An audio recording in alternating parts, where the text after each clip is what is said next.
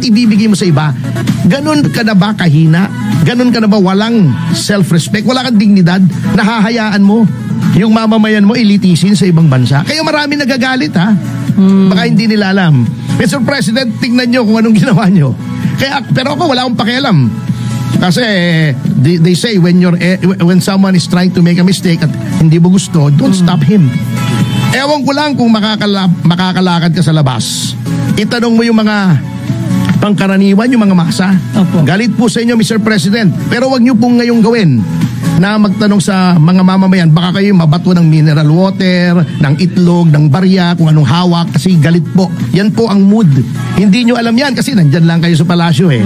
Yang ginawa nyo yan, not only is it a violation of our Constitution, kahiya-hiya po yung inyong ginawa, Mr. President. At okay lang naman. Kung gusto nyong sirain ang legacy ng pangalan ninyo, ito ba naman sa akin yun? Binigyan na kayo ng pagkakataon na iangat ang pangalang Marcos. Inangat na nga ni Duterte, pinalibing sa libingan ng mga bayani. O kayo na gumagawa niyan, bahala kayo sa buhay nyo. Pakialam ko. Ako, I stayed loyal sa Marcos name. Hindi ko naman alam ganitong mangyayari. Bahala kayo. Pangalan nyo yan. Di naman pangalan namin yan ni Juvie. Di naman namin pangalan ni Victor o ni Wenner. Pangalan nyo yung Marcos. Di naman kami Marcos eh. Bahala kayo sa ginawa nyo to. Kahiya-hiya po talaga. Pinagtatawanan po tayo. Mga kababayan, kumusta kayo? Grabe na naman itong nakuha nating balita ngayon. Pati si Attorney Ferdy Topacio, hindi na rin nakapagpigil, mga kababayan. Grabe itong kinoment niya tungkol po dito sa pagka-aresto kay PRRD. Talagang daw, nakakahiya daw itong bansa natin, mga kababayan. Nakakahiya. Tilang pagkakasabi po ni Attorney Ferdy Topacio, walang sariling direksyon ng Pilipinas, mga kababayan. Kilala po si Attorney Topacio dito na solid Marcos po ito, mga kababayan. Ngayon lamang ito nagpasabog po ng komento. Talagang hindi niya po sinasang-ayunan itong pagka-aresto ni PRRD. Tila wala talagang due process na nangyari, mga kababayan. Matindi po. Grabe na, mga kababayan, Pati yung mga solid na mga loyalista na taga-suporta ng mga Marcos ay tila mga kababayan, nagigising na po na ang pagkakasabi niya dito, kung gusto nyong sirain ang legasiya nyo, bahala kayo. Kasi mga Marcos naman kayo. Yun ang pagkakasabi niya, mga kababayan. Tignan nyo po. Diba? Mga dalubhasa po na nakakakilala po ng batas at nakakaintindi. Talagang po, wala po talaga sa hulog itong pagka-aresto kay PRRD, mga kababayan. Yan din ang sinasabi ng karamihan ng mga kababayan natin. Na hindi talaga nabigyan ng due process ito. No person shall be deprived of life, liberty, or property without the due process of law. Kaya itong nakikita ng mga eksperto sa batas, mga kababayan, na itong pagka-aresto kay PRRD ay salungat talaga ito sa sinasabi ng konstitusyon. Di ba yan din ang sinabi po ng pamamahala ng Iglesia ni Cristo na wag baluktutin ang batas, pairalin ang batas. Yan ang sabi ni spokesperson ka Edwil Sabala, na hindi po sinasang-ayunan ng pamamahala ang pagka-aresto kay PRRD, na tila talaga napagkaitan ito ng karapatan para ibigay ang tamang batas. Nakita nyo, di ba? Biglang ibinigay doon sa ICC. Biglang isinuplong na walang kagatol-gatol Wala man lang parang Pilipinas pa daw, yung gobyerno ng Pilipinas ang nagmamadali para ibigay si PRRD. Mga kababayan, tignan nyo po. Di ba yan din ang sabi na pamamahala na talagang ang sanhi lang naman ng pagka-aresto kay Tatay Digong talagang politika lang naman ito, mga kababayan. na wala naman na tayong jurisdiction sa ICC,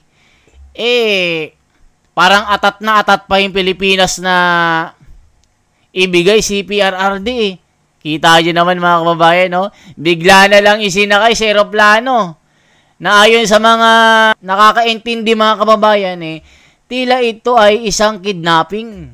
Wala man lang kagatol-gatol na sinabi ng ICC. Sige, arestuhin na yan. May reklamo dito. Ni wala man lang warrant of arrest na binigay. Ang binasahan ay soft copy, nakalagay sa cellphone.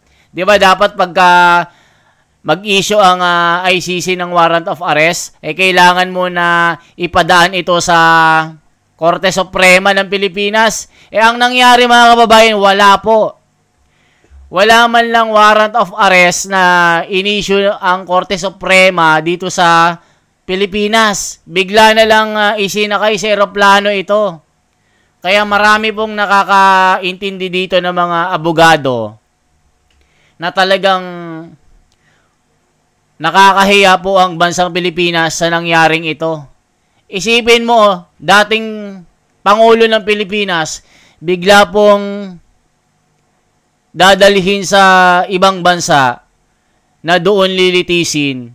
'Di ba kung may kasalanan yan, 'di ba dapat dito litisin sa bansa natin? Meron tayong umiiral na hukuman dito. Bakit doon sa ibang bansa mga dayuhan? Wala bang kakayanan ng Pilipinas para resolbahin ang problema nito sa loob ng bayan natin? Bakit kailangan pa ng ibang bansa? Ibig sabihin, mahina ang batas natin dito. Hindi natin kayang isolve ang sarili nating problema. Kailangan yung mga puti. Grabe no, mga kababayan, ano? At tignan mo mga kababayan, ako bilang Pilipino, mga kababayan, sinasabi ko dito, hindi talaga makatarungan itong ginawa nila kay PRRD. O ngayon, tignan nyo, nagkakagulo ang Pilipinas. Kabilaan ng mga nagrarally para suportahan si PRRD na makabalik, na sana makauwi muli dito sa Pilipinas.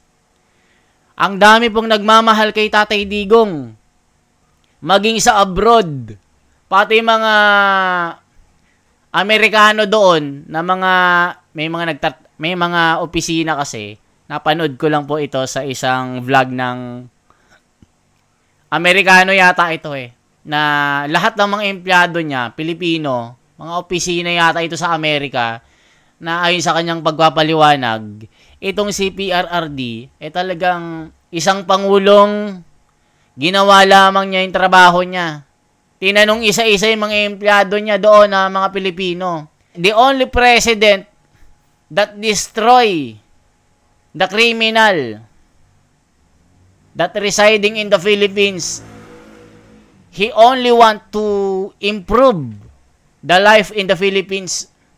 Yung peace and order talaga ang gusto niya, mga kababayan. Kaya niya, he destroyed the criminalities in the Philippines during his time. Talagang na-experience natin na meron talagang pangulo. Pangulo na mahigpit. Pangulo na ang iniisip niya yung kapakanan ng mga Pilipino. Mga kababayan, ako hindi po ako nang babash dito. Ang nakikita ko lang dito talaga sa sarili kong opinion na nakikita rin ng mga kababayan natin, pati mga dalubhasa sa batas, ay wala talagang naibigay na due process. Kung may kasalanan sa Pilipinas, litisin. Kung mayroon siyang kasalanan sa batas, dito parusahan. Huwag doon sa ibang bansa. Kaya si Atty. Topacio, sabi niya, nakakahiya ang bansa natin ngayon. 'Di ba? Napanood niyo naman ang kanyang mga reaksyon sa pagka-aresto kay PRRD.